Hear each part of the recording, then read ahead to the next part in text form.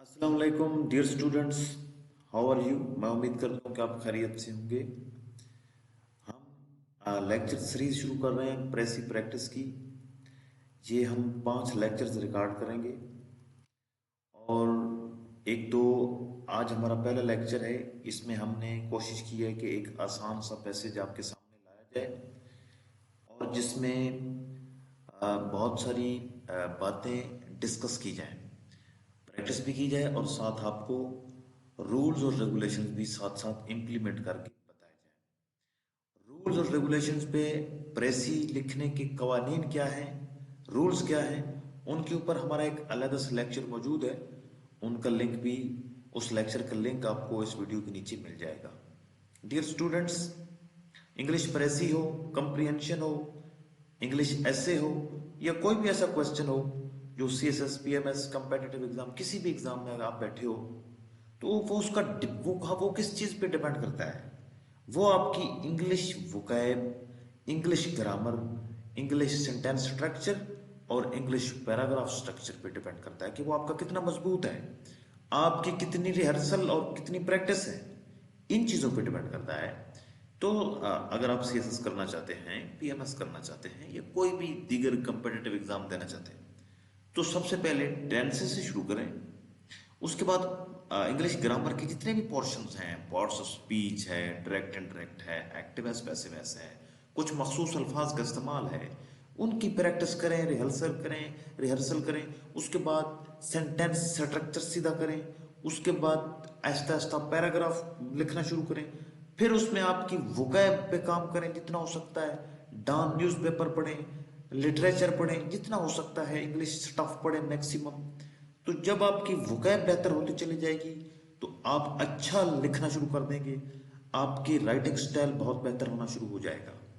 Dear students, प्रेसी प्रेसी के rules और regulation तो आपको आने ही चाहिए, लेकिन इससे पहले अगर आपको इंग्लिश ग्रामर नहीं आती, आपकी वोकैब कमजोर है, तो आपको जब पता नहीं चलेगा कि प्रेसी में ये जो वर्ड्स यूज किए गए हैं इनका मीनिंग क्या है, तो आप प्रेसी कैसे बनाएंगे।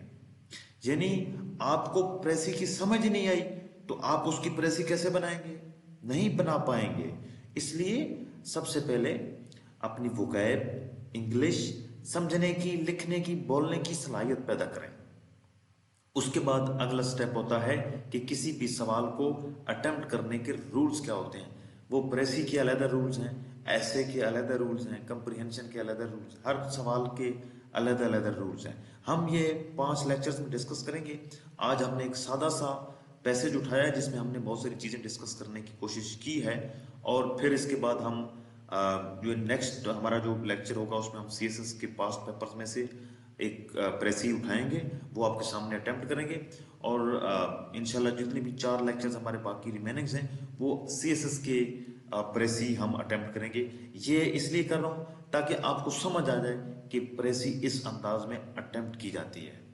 डियर स्टूडेंट्स, शुरू करते हैं। Ali is a student of 8th semester in the law college and he goes to university on a daily basis. Ali 8वें सेमेस्टर का स्टूडेंट है। यानी कि आपने जब प्रेसी लिखनी है अपनी आंसर शीट पे तो प्रेसी लिखने से पहले एक रफ अमल जो आपने बनाया अपनी आंसर शीट पे उसमें पहले प्रेसी लिखो, क्योंकि ये पॉसिबल नहीं है कि आप पहली दफा ही प्रेसी लिखो और ठीक लिखो। यानी कि पहली दफा जब आप लिखते हो तो यकीनन आपसे कुछ ना कुछ गलत, कुछ ना कुछ इजाफी, कुछ ना कुछ मिसिंग, ये चीज़ें हो जाती हैं। इंसान है, इससे गलती हो सकती है। तो इसलिए रफ अमल में पहले प्रेसी नोट करें, प्रेसी लिखें। उसके बाद उसमें जो अमेंडमेंट्स करनी है, जो तरामीम करनी है वो करें।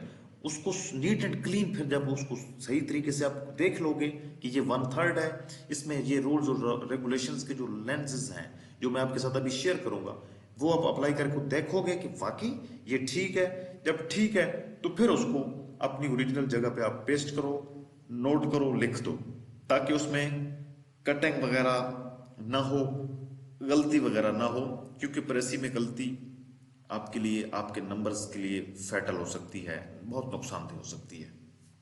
अच्छा जी, Ali is student of 8th semester in the law college and he goes to university on a daily basis. Ali 8वें सेमेस्टर का स्टूडेंट है और वो यूनिवर्सिटी डेली बेस पे जाता है। He demands thousands rupee from his parents for his lavish eating style. खाने का बहुत शौकीन है, वो अपने पेरेंट्स से, अपने वालिदैन से हजारों रुपए ले जाता है डेली बेस पे। He knows the name and addresses of different restaurants in the city. City में मुख्तलिफ रेस्टोरेंट्स के नाम उसको आते हैं, उसका उनका पता भी आता है। He likes nothing to eat except meat like fish, mutton, beef, chicken. Beef गाय के गोश्त को कहते हैं, चिकन किसी भी परिंदे के गोश्त को कहते हैं, वैसे मुर्गी के गोश्त को चिकन कहा जाता है। व्हील जो होता है, ये एक जो गाय का बच्चा होता है, बिछड़ा जिसको कहते हैं, उसके गोश्त को कहते हैं। वेनिसन हरन के गोश्त को कहते हैं। एंड स्क्वैब जो है कबूतर के गोश्त को कहते हैं। ये यानी कि वो गोश्त पसंद करता है, गोश्त पसंद करता है। और गोश्त में कौन कौन से गोश्त पसंद करता है, ये जो लिस्ट दी गई है ये पसंद करता है। He wants to become a judge but he is not doing much work that is needed। वो जज तो बनना चाहता है लेकिन वो इतना काम नहीं कर रहा जितना उसको करना चाहिए। He often remains in thinking and spends time in those activities which are pushing him remote from his future target। और वो एक ऐसी एक्टिविटीज में रहता है जो उसको उसके टारगेट से बहुत दूर लेके जा रही है, यानी अपना वक्त जाया करता रहता है। He sits at the last bench of his class and every teacher snub him firstly and then they carry on their class lectures। वो क्लास के बिल्कुल एंड वाले बेंच पे बैठता है और हर आने वाले टीचर उसको झिड़कता है, उसको डांटता है हर आने वाले टीचर, और फिर टीचर अपनी क्लास शुरू करता है। वन डे, ये देखें, ये इस हद तक हमने लेक्चर्स तक जो है ना, ये एक पैराग्राफ है। ये अब दूसरा पैराग्राफ है ओरिजिनल पैसेज का जो हमारे पेपर में है, ठीक है ना। ये दूसरा पैराग्राफ है। अच्छा, ये दूसरा पैराग्राफ है और ये फिर तीसरा है, ठीक है। यानी कि ये 3 पैराग्राफ्स हैं। क्या हमारी प्रेसी भी 3 पैराग्राफ्स में होगी? नो, हमारी प्रेसी एक ही पैराग्राफ में होगी, जैसे ही आपके सामने है, ठीक है जी। पेपर में अगर पैराग्राफ 2 या 3 हो, आपकी प्रेसी की पैराग्राफ 2 या 3 नहीं, बल्कि आपकी प्रेसी का एक ही पैराग्राफ होना चाहिए। ये पॉइंट नोट करें। अब दूसरा पॉइंट, ये जो दूसरा पैराग्राफ है ये तो डायरेक्ट नरेशन में है। डायरेक्ट नरेशन यानी डायरेक्ट नरेशन क्या होती है? जिसमें स्पीकर के, बोलने वाले के डायरेक्ट वर्ड्स को कोट किया जाए। जिस तरह ये वन डे ही सेड, ही से मुराद यहाँ पे अली है। अली ने कहा कि I would try my best to become a जज, मैं जज बनने के लिए अपनी बेहतर कोशिश करूंगा। All teachers and students are making fun of mine, तमाम स्टूडेंट्स और टीचर्स मेरा मजाक उड़ाते हैं। And blessings of Allah always shower upon him who remains epicentre of the mockery of all the people. जो लोगों के जो शुगल मजाक का जो बंदा मरकज होता है, हमेशा अल्लाह ताला की रहमतें उसी बंदे के ऊपर नाजिल होती हैं। ये वर्ड्स हैं अली के डायरेक्ट वर्ड्स हैं। इनको हमने इन्वर्टेड कॉमास में कोट कर दिया है। इसको हम इंग्लिश में कहेंगे जी दिस इज डायरेक्ट नरेशन। ये डायरेक्ट नरेशन में हमने इनको कोट कर दिया है। अच्छा, अब हम जब प्रेसी बनाएंगे तो क्या प्रेसी में भी हम डायरेक्ट नरेशन इस्तेमाल करेंगे? नो, प्रेसी हमेशा इनडायरेक्ट नरेशन में हम लिखेंगे। उसके बाद प्रेसी में क्या ये जो वर्ड आई है, ये पर्सनल प्रोनाउन इसको कहते हैं इंग्लिश में। पर्सनल प्रोनाउन आई और वी, ये 2 पर्सनल प्रोनाउंस हैं। क्या पर्सनल प्रोनाउंस हम इस्तेमाल कर सकते हैं? क्या पर्सनल ये आई और वी का इस्तेमाल कर सकते हैं अपनी प्रेसी में? नहीं, हम अपनी प्रेसी में आई वी का इस्तेमाल बिल्कुल नहीं कर सकते, ठीक है। ये बात भी नोट कर लें। वन डे ही सेड, यानी हमारी प्रेसी इनडायरेक्ट नरेशन में होगी और हम पर्सनल प्रोनाउंस का इस्तेमाल नहीं करेंगे उसकी जगह पे। अच्छा, उसके बाद ये देखें, आई मेट विद अली। अब ये जो आई है, ये आई कौन है? इसका हमें कैसे पता चलेगा कि ये आई कौन है?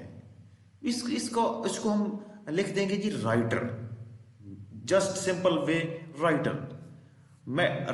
हमने इसको राइटर प्रेसी में लिखेंगे। इधर हम पढ़ रहे हैं, I met with Ali last month and I found him much determined then ever before. मैं अली के साथ मिला पिछले महीने और उसको मैंने पहले से बहुत ज्यादा डिटरमिन्ड पाया। It is not impossible that he would be a जज इन नियर फ्यूचर। ये इम्पॉसिबल नहीं है कि वो नियर फ्यूचर में जज होगा, यानी कि मुमकिन सूरत हाल है कि वो जज हो सकता है। ये राइटर का कहना है। अच्छा, ये है जी 3 पैराग्राफ्स हैं हमारे। हमने इन 3 पैराग्राफ्स को सिर्फ और सिर्फ एक छोटे से पैराग्राफ में कंक्लूड करने की, प्रेसी बनाने की कोशिश की है। और ये पैराग्राफ जो है, इसमें कितने वर्ड्स हैं? इसमें 180 वर्ड्स हैं। इसमें कितने हैं जी? 180 वर्ड्स के राउंड अबाउट वर्ड्स हैं इसमें। हमारे पैराग्राफ में कितने हैं जी? 60 होने चाहिए थे, वैसे 63 हैं। ठीक है। अच्छा, अब एक प्रेसी का टैग ये भी है कि आप ना वन वर्ड सब्स्टिट्यूशन, एक ऐसा वर्ड जो आपके एक पूरे सेंटेंस को कंक्लूड कर दे। जैसे Ali is a law student extravagant. Extravagant क्या होता है कि जो फजूल खर्च हो। एंड ग्लोटनस, ग्लोटनस मतलब खाने का बहुत शौकीन। इन मीट, गोश्त खाने का बहुत शौकीन। हमने इस एक फिक्रे में इस हद तक हमने इसको कवर कर दिया है। ये जो इतना तक सुकैब तक आता है ना, हमने इसको एक फिक्रे में कवर कर दिया है। हमने दो वन वर्ड सब्स्टिट्यूशन इस्तेमाल किए और हमारा फिक्रा पूरा मुकम्मल हो गया। और ये जो लिस्ट होती है ओरिजिनल पैसेज में, like fish, mutton, beef, chicken, veal, venison and squab, इस किस्म की लिस्ट अगर आ भी जाए तो आपने इस किस्म की लिस्ट वगैरह प्रेसी में नहीं लिखनी होती। ठीक है, ये भी प्रेसी का एक रूल है। प्रेसी में आपने एग्जाम्पल्स कोट नहीं करना होती, लिस्ट नहीं बनाना होती, E.G नहीं लिखना होता। उसके बाद प्रेसी में आपने जो है पर्सनल प्रोनाउंस का इस्तेमाल नहीं करना होता। प्रेसी में आपने डायरेक्ट नरेशन का नहीं बल्कि इनडायरेक्ट नरेशन का इस्तेमाल करना होता है। तो ये मतलब मोटे मोटे रूल्स हैं प्रेसी लिखने के। और प्रेसी आपकी कितनी होनी चाहिए? 1/3 होना चाहिए। 180 वर्ड्स बन रहे हैं, हमारा 1/3 कितना है जी? 60 वर्ड्स का 1/3 होता है। तो हमारी ये प्रेसी 63 वर्ड्स की है। इस हद तक गुंजाइश होती है कि 2, 3, 4, 5 वर्ड्स तक भी अगर आपके ऊपर चले जाएं तो उसमें कोई इतना खास इशू नहीं होता।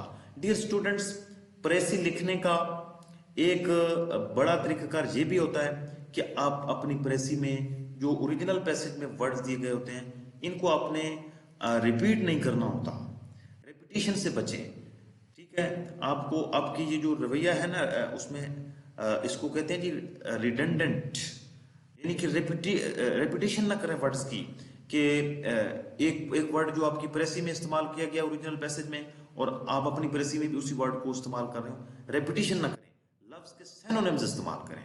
उसके बाद हमने लिखा जी सम, कुछ, टाइम वेस्टिंग एक्टिविटीज, कुछ फजूल सरगर्मियां, are forcing him to run away from the aim of being जज, उसको जज बनने से जो उसका एम है उस एम से दूर करने में कुछ फजूल सरगर्मियां किरदार अदा कर रही है, उसको मजबूर कर रही है। He often gets reprimanded from his teachers, ऊपर पैसेज में हमने देखा था कि लफ्ज था सनब मतलब डांटना, सनब मतलब डांटना, तो इधर हमने इस्तेमाल कर दी रेप्रीमेंड। ठीक है, he often gets reprimanded from his teachers. अच्छा, इसमें क्या है कि वो लास्ट बेंच पे बैठता है, सोचता है, काल है, पढ़ाई नहीं करता, इसलिए टीचर उसको डांटते हैं, सनब करते हैं, रेप्रीमेंड करते हैं। यही often gets reprimanded from his teachers, तो इसकी मीनिंग पूरा हो गया। Once he determined that help of Allah would come into action and it would make him a जज, और उसने एक ये जो दूसरा पैराग्राफ था इसको हमने सिर्फ एक सेंटेंस में बयान कर दिया है कि उसने एक दफा अल्लाह की उस मदद पे इन्हिसार करते हुए एक अपने आप को डिटरमेंट शो करने की कोशिश की। ठीक है ना जी। उसके बाद ये जो आखिरी एक छोटा सा हमारा है कंपाउंड सेंटेंस है, उसको हमने लिखा जी द राइटर मेट, आई यहाँ पे आई था तो हमने इसको क्या कर दिया, the writer met with Ali and appraised his resolve to be judged, और उसका जो एक इरादा है जज बनने का उसकी उसने राइटर ने जिक्र किया है कि उसका इरादा बहुत अच्छा है, मैं अली से मिला हूं और हो सकता है कि वो नियर फ्यूचर में एक अच्छा जज हो।